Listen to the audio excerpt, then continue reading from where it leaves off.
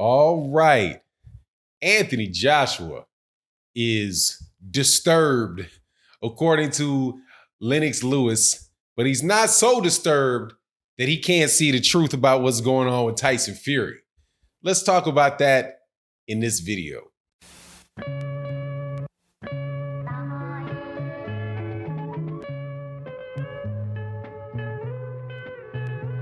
All right, welcome back to the channel, subscribers. If you're not subscribed, please subscribe and hit the bell icon, and you'll be notified of when we release more videos about this boxing talk. Also, I want to thank everybody that joined the Patreon. Thank you. We got a couple new patrons just signed up for the negotiation series.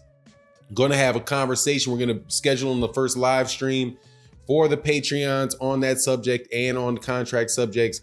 Coming up very soon. We'll make an announcement about that soon. Also, thank you to everybody that supports the live streams Monday through Friday, right around 11 a.m. Central Standard Time and 8 a.m. Central Standard Time on Sunday for what we call the OG Boxing Talk. This week's OG Boxing Talk, 78 Sports TV will be there. Blood Boxing will be there, along with our other co-hosts. It's going to be a great show. Hope to see you there.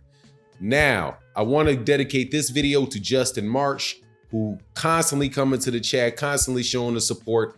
Man, thank you so much, man. Everything that you do is greatly appreciated by me and the channel. Thank you so much. Now let's get into this. My man, Anthony Joshua.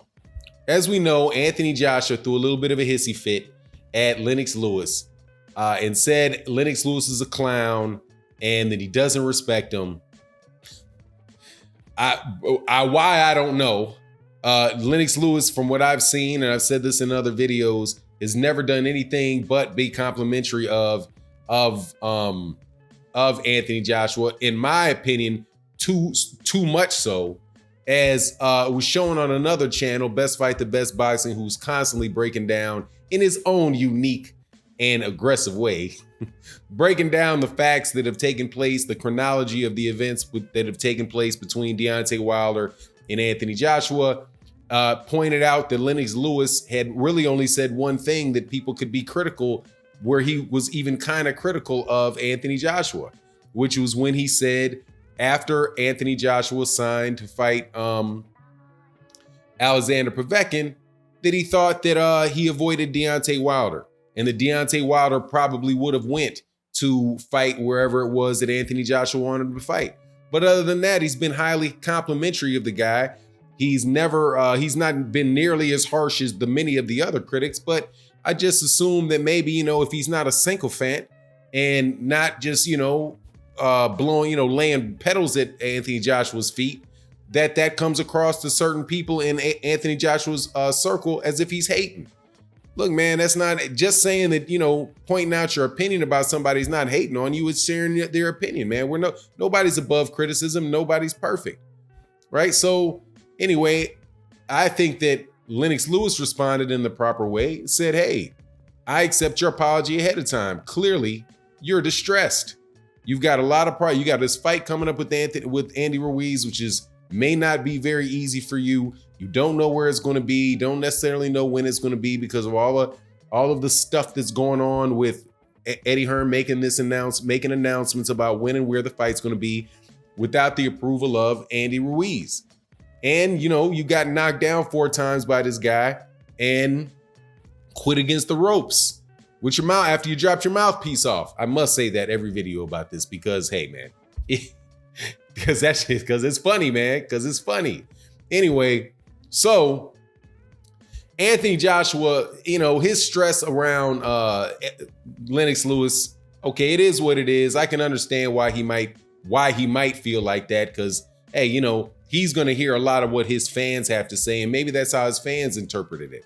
But hey, man, pick up the phone, call Lennox Lewis, and let that dude say straight to your face what he thinks, if you care.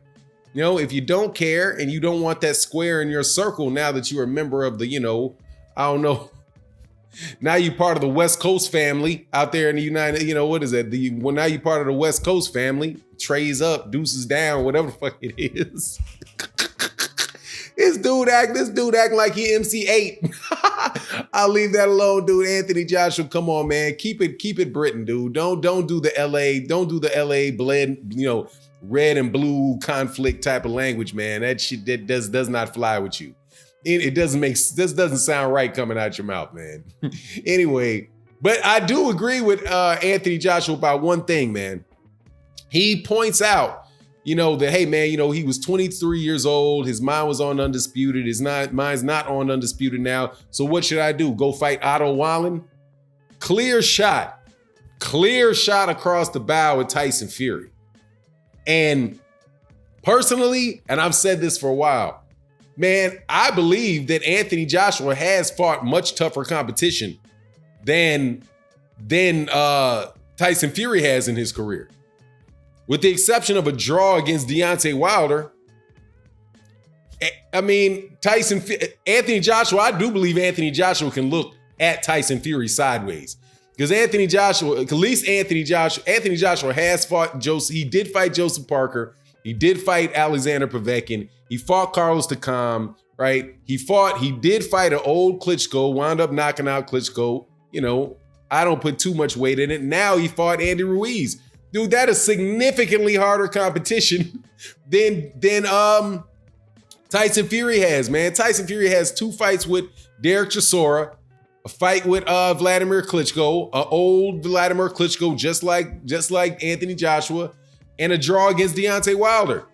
But man, Otto Wallen, man, of all the issues that people have with Anthony Joshua, you cannot say Anthony Joshua's out here fighting Otto Wallen and Tom Schwartz, or is it Tom Wallen and Otto Schwartz? I don't know, but I know this. Anthony Joshua's fought a higher level competition than that. The only real beef with Anthony Joshua is that Anthony Joshua didn't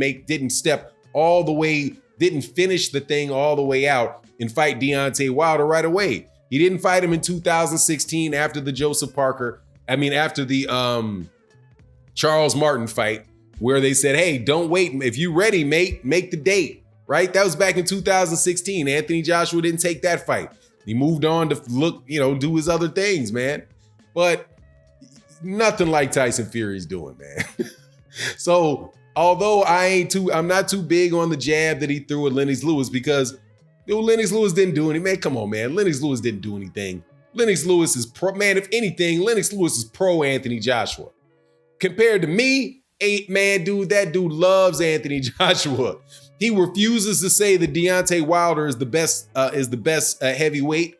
He won't say Tyson Fury is the best heavyweight, right? And he said, if you listen to what he said back in 2016, when he was talking about Anthony Joshua after he had beaten Charles Martin, he talked about the heavyweight division, the best heavyweights being Tyson Fury,